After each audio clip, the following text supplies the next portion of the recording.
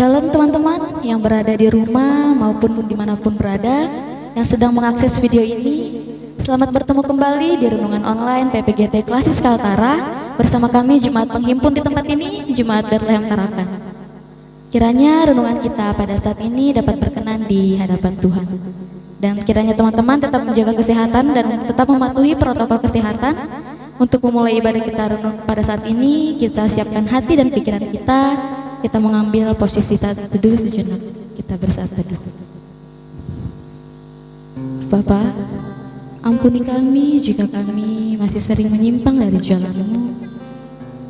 Ampuni kami jika kami masih belum bisa mengandalkan-Mu di dalam hidup kami. Ampuni kami jika kami masih lupa untuk bersyukur, masih sering menduakan-Mu. Tuhan, maafkan semua perbuatan kami dan masuklah di dalam hidup kami. Pakailah kami untuk menjadi terang bagi dunia. Ini kami anak-anak-Mu Tuhan, kami siap memulai ibadah ini. Amin. Untuk memulai renungan kita pada malam hari ini, kita mengangkat satu pujian dengan sayap-Mu.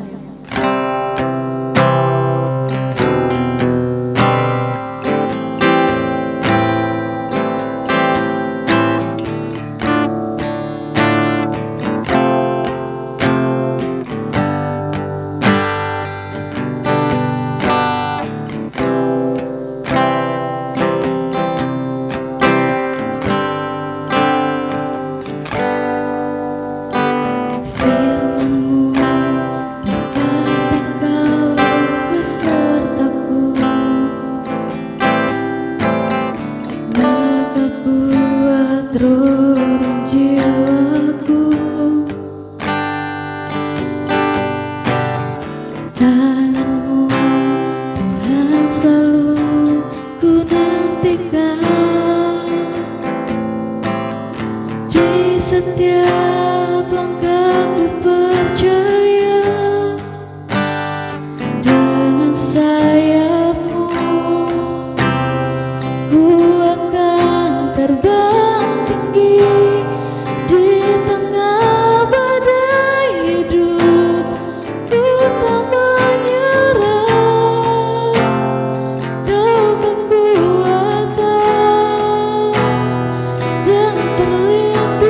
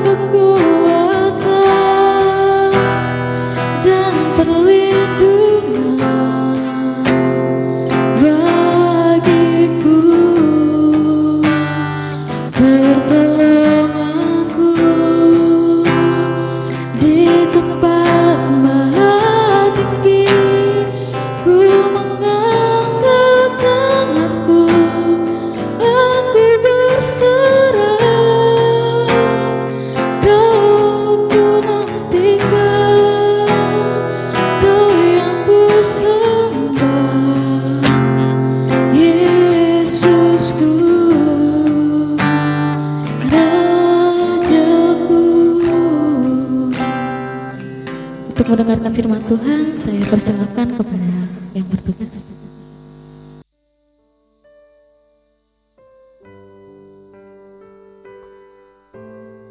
Sahabat muda, sebelum kita membaca dan merenungkan firman Tuhan melalui renungan singkat kita pada saat ini, mari kita satu dalam doa kita berdoa.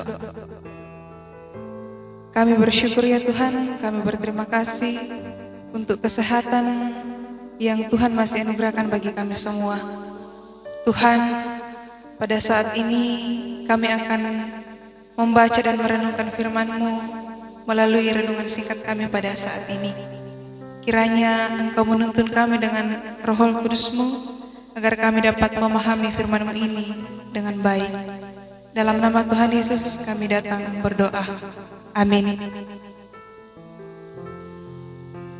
Pembacaan kita pada renungan pada saat ini terdapat dalam Mazmur pasal 24 ayat 1 sampai ayatnya yang ke-10. Firman Tuhan, kedatangan Raja kemuliaan dalam bait Allah. Tuhanlah yang mempunyai bumi serta segala isinya, dan dunia serta yang diam di dalamnya. Sebab dialah yang mendasarkannya di atas lautan dan menegakkannya di atas sungai-sungai. Siapakah yang boleh naik ke atas gunung Tuhan? Siapakah yang boleh berdiri di tempatnya yang kudus? Orang yang bersih tangannya dan murni hatinya, yang tidak menyerahkan dirinya kepada penipuan dan yang tidak bersumpah palsu. Dialah yang akan menerima berkat dari Tuhan dan keadilan dari Allah yang menyelamatkan dia. Itulah angkatan orang-orang yang menanyakan dia, yang mencari wajah-Mu, ya Allah Yakub. Angkatlah kepalamu, hai pintu-pintu gerbang, dan terangkatlah kamu, hai pintu-pintu yang berabad-abad, supaya masuk Raja kemuliaan. Siapakah itu Raja kemuliaan? Tuhan jaya dan perkasa. Tuhan perkasa dalam peperangan. Angkatlah kepalamu, hai pintu-pintu gerbang, dan terangkatlah kamu, hai pintu-pintu yang berabad-abad, supaya masuk Raja kemuliaan. Siapakah dia itu Raja kemuliaan? Tuhan semesta alam, dialah Raja kemuliaan. Amin. Sahabat muda, dari pembacaan kita pada saat ini diberikan satu tema, yaitu Tuhan memilih dan menguduskan umatnya agar layak menghampirinya. Berbicara mengenai kelayakan dalam dunia kerja, seorang karyawan yang mendapat jabatan yang baru akan dilihat dari kelayakannya sesuai dengan sikap kejujuran, ketulusan, dan pengabdian pada pekerjaannya. Dalam kehidupan kita juga sering kita memilih apa yang layak kita gunakan. Misalnya saja pakaian kita. Kita melihat bahwa apakah pakaian yang kita gunakan ini layak untuk kita gunakan atau tidak. Dan ketika kita merasa bahwa pakaian itu sudah tidak layak, mungkin kita akan tinggalkan atau bahkan kita buang. Nah, sahabat muda, bagaimana dengan kehidupan kita di hadapan Tuhan? Apakah kita masih layak Tuhan pilih dan Tuhan kuduskan untuk datang ke hadirat-Nya? Dari bacaan kita pada saat ini mengajarkan kita bahwa Allah yang penuh kuasa, Allah yang berdaulat atas seluruh kehidupan kita dan seluruh ciptaannya, ialah Allah yang tidak pernah meninggalkan kita. Meskipun dosa sudah masuk dan merusak tatanan kehidupan ciptaan, namun Allah tetap menunjukkan kasih-Nya dan pemeliharaannya. Hal inilah yang harus kita pahami dengan baik.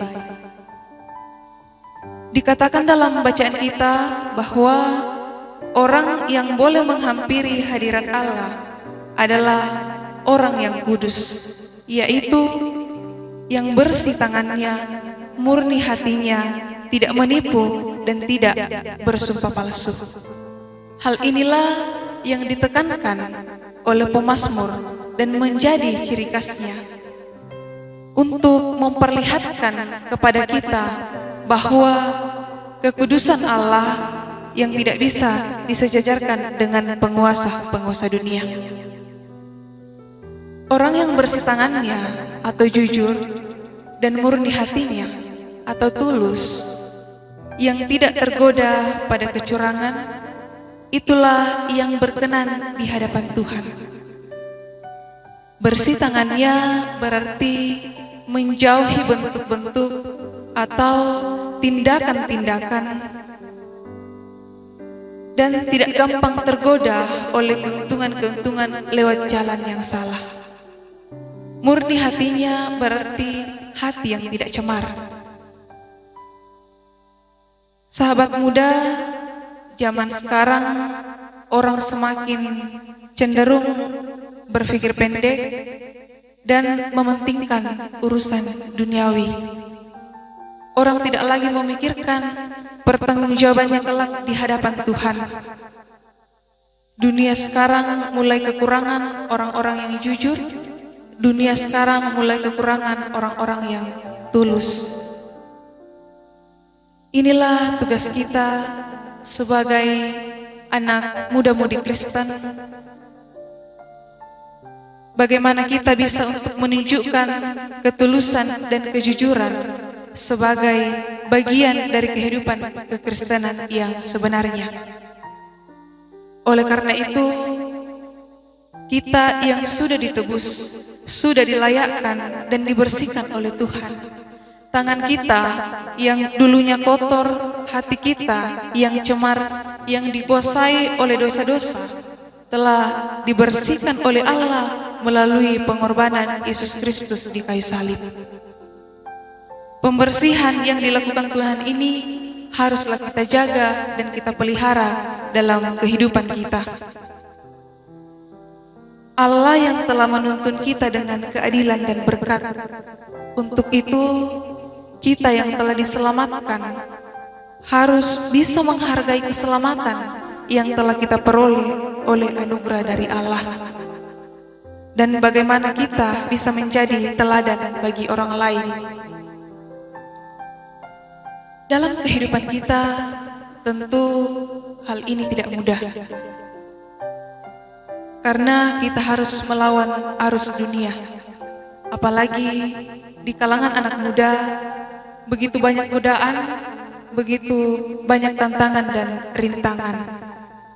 Tetapi kita harus mampu berjuang melawan arus dunia agar kita tetap mempertahankan kelayakan dan kekudusan yang telah dianugerahkan bagi kita. Untuk mewujudkan kejujuran dan ketulusan dalam kehidupan kita, kita harus melandasinya dengan kasih. Di dalam kasih ada bentuk-bentuk hidup dengan hati yang murni, penuh ketulusan dan kejujuran. Artinya bahwa jika kita mau dan jika kita mengaku hidup dalam Tuhan, seharusnya kedua hal ini, kejujuran dan ketulusan, dapat terpancar dalam kehidupan kita. Yang perlu kita ingat bahwa segala sesuatu asalnya daripada Tuhan. Kita tidak perlu khawatir akan kekurangan kita, akan hari depan, sehingga kita merasa bahwa harus melakukan tindakan-tindakan yang tidak jujur dan kecurangan agar bisa untuk menyanggupi segala kebutuhan kita. Dunia boleh saja menertawakan saudara-saudari dengan kejujuran dan ketulusan yang saudara-saudari lakukan. Tetapi yang perlu kita ingat dan perlu kita ketahui bersama bahwa Tuhanlah yang memegang kendali kehidupan kita. Ada beberapa poin mengapa Tuhan hendak mewujudkan pemilihan dan pengudusan atas diri kita, baik secara pribadi maupun dalam persekutuan. Yang pertama ialah agar kita bisa menjadi umat yang kudus dan tidak bercacat. Sekalipun kita ketahui bersama bahwa kita adalah manusia yang penuh dengan dosa, yang telah mengakibatkan relasi dengan Allah menjadi rusak. Namun Allah tetap menyelamatkan manusia dari kebinasaan dan menguduskan kita agar tidak bercacat. Yang kedua ialah agar kita menjadi anak-anaknya.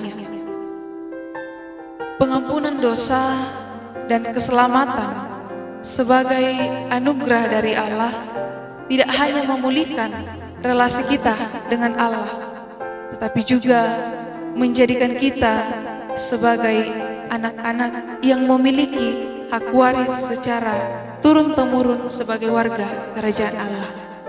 Dan yang ketiga ialah mempersatukan segala sesuatu di dalam kekuasaannya. Otoritas Allah yang dinyatakan dalam Yesus Kristus tidak hanya mencakup keberadaan manusia, tetapi juga seluruh ciptaan. Dalam pembacaan kita jelas dikatakan pada ayat yang ke-8 dan ayat yang ke-10, siapakah dia itu Raja Kemuliaan? Raja Kemuliaan adalah Tuhan semesta alam. Yesus Kristus yang dalam dirinya ada kasih dan kebenaran. Yesus Kristus yang mampu mengalahkan kuasa dosa-dosa. Tuhan menjanjikan berkat dan keadilan yang bersih, murni dan tulus. Untuk itu, sahabat muda, nikmati kebaikan Tuhan lewat hidup yang kudus, di mana ketulusan dan kejujuran berperan di dalamnya. Teruslah jaga dan pelihara kelayakan yang Tuhan telah anugerahkan bagi saudara-saudari agar tidak mudah untuk terjerumus dalam arus kegelapan. Kiranya Roh Kudus menolong kita untuk memahami dan melakukan firman-Nya hari lepas hari. Terpujilah Allah. Haleluya. Amin. Mari kita satu dalam doa kita berdoa. Terima kasih ya Tuhan untuk pertolongan Tuhan, sehingga renungan kami pada saat ini boleh berjalan baik seturut dan sesuai dengan kehendak-Mu. Tuhan, kiranya Engkau terus menuntun kami dalam menjalani setiap kehidupan kami. Tuhan tetap mengajar kami untuk tetap memelihara kelayakan dan kekudusan yang Tuhan telah anugerahkan bagi kami. Tuhan Allah Bapa kami dalam kerajaan surga, kami juga berdoa ya Tuhan untuk bumi tercinta ini yang masih dilingkupi oleh virus corona. Tuhan, bukan kehendak kami yang jadi, melainkan kehendak-Mu. Kiranya Engkau memberkati para pemerintah, para medis yang menangani virus ini. Begitupun kami masyarakat, kiranya kami dapat mematuhi protokol kesehatan.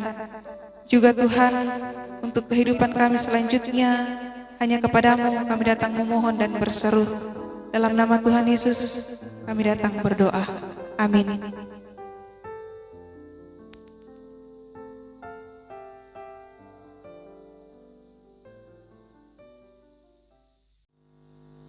Sungguh indah firman Tuhan kita pada malam hari ini, kiranya dapat kita laksanakan di dalam kehidupan kita sehari-hari. Untuk menutup ibadah kita pada malam hari ini, kita mengangkat satu pujian dari PKJ 185, Tuhan mengutus kita. Ayatnya yang pertama dan ayatnya yang kedua.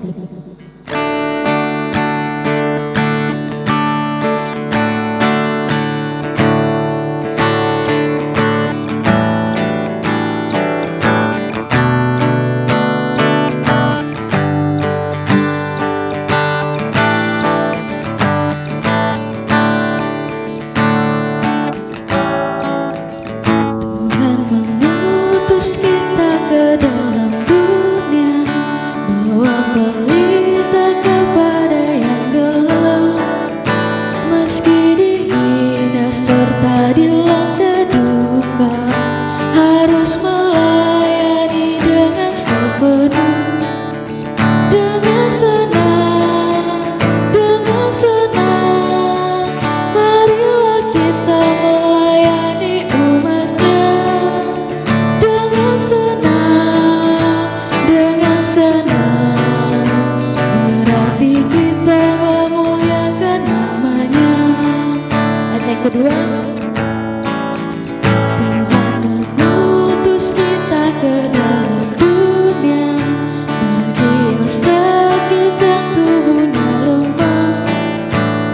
Meski dihina serta dilanda duka, harus melayani dengan sepenuh, dengan senang, dengan senang.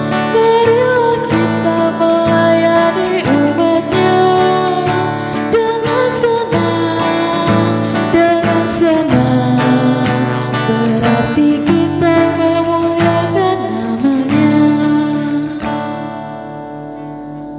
Renungan kita pada malam hari ini telah selesai. Kiranya dapat berkenan di hadapan Tuhan. Selamat malam dan shalom.